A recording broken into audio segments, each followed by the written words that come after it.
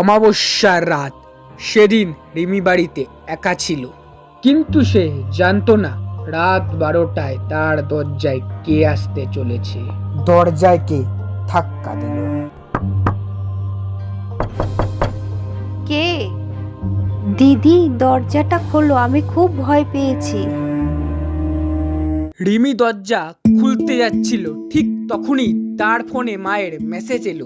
রিমি, দরজা খুলিস না, আমি রাস্তায় দাঁড়িয়ে আছি। আর দরজার সামনে যে মেয়েটি দাঁড়িয়ে আছে সে আজকে দুপুরেই মারা গেছে।